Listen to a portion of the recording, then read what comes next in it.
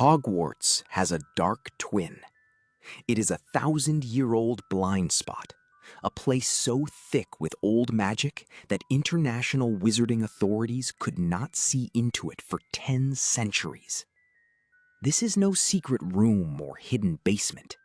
We are talking about an entire country's wilderness, the ancient, untamed forests of Albania. Hogwarts was built to protect and teach young wizards. This remote wild became its opposite. The forest drew the broken, the exiled, and the disgraced. If you want to understand the darkest parts of wizarding history, you have to look at these trees. A grim history binds them directly to Britain's school. This connection started in the 10th century when Hogwarts was first built.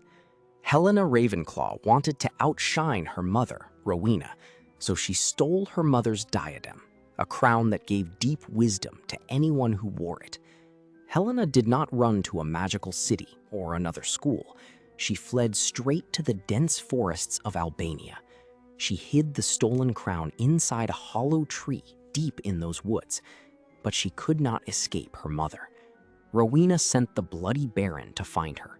He tracked her down, but Helena refused to go back with him. Furious, the Baron killed her under the trees, then killed himself out of guilt. The diadem stayed lost in that hollow trunk for nearly 1,000 years. It sat there as a quiet reminder of a ruined family, waiting in the dark. In the late 1940s, a young Tom Riddle managed to get the location of the diadem from Helena's ghost at Hogwarts. Riddle was already obsessed with making himself immortal.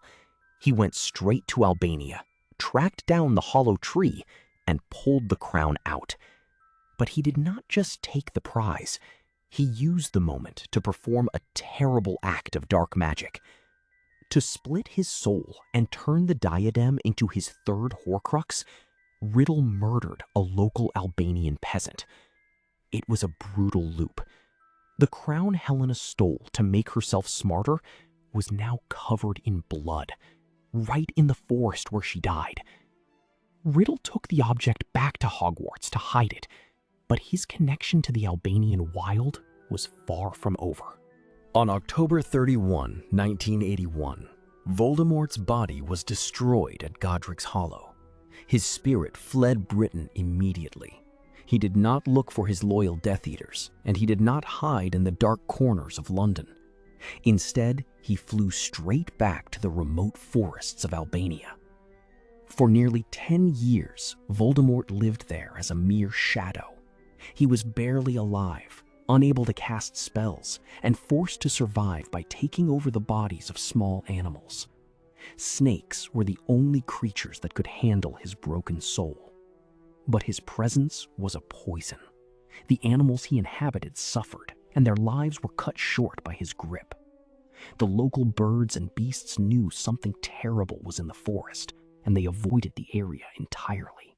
Some think these woods act as a natural magic sink, where the Earth's energy dampens magical signals. That would explain why Albus Dumbledore, foreign aurors, and the Ministry of Magic could not find Voldemort for a decade. The forest was a perfect blind spot, letting him use dark survival magic without triggering any alarms. Then, in 1991, the forest caught its next victim. Quirrell, a young Hogwarts teacher looking for practical experience with dark creatures, traveled into the Albanian wild. He had no idea what was waiting there. Voldemort found him. Seeing how weak Quirrell was, Voldemort took over his body. He used the young teacher as a host to get back to Britain and try to steal the Philosopher's Stone. When Quirrell died in June of 1992, Voldemort's spirit was ripped from his host yet again. His reaction was immediate. He fled straight back to the safety of the Albanian trees. This second exile would prove even more dangerous than the first. While hiding there, he found and bonded with Nagini, a maledictus trapped forever in the form of a giant snake. As her human mind slipped away, she had run from human civilization. traveling across Europe to find the wildest, most empty place she could. She was drawn straight to the dark power waiting in those woods. It was a perfect, terrible match. To survive, Voldemort drank a dark potion made of Nagini's venom and unicorn blood. But he was too weak to feed himself. He needed a servant to milk the snake. In the summer of 1994, Peter Pettigrew arrived. Pettigrew had heard rats whispering about a dark shadow killing their kind in the Albanian forest, and he used those rumors to track his master down. Then came Bertha Jorkins, a Ministry of Magic employee who made the mistake of vacationing in the area. Pettigrew lured her deep into the woods and brought her straight to Voldemort. Under the thick trees, Voldemort tortured her. He broke a powerful memory charm on her mind, extracting secrets about the upcoming Triwizard Tournament and a loyal Death Eater hidden in Britain. Once he had what he wanted, Voldemort killed her. He used her death to turn Nagini into his final Horcrux.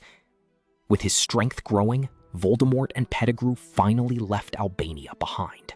The Albanian forest is not just a scary backdrop.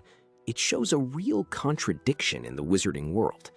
People call Hogwarts the safest place on Earth, a clean home for young wizards.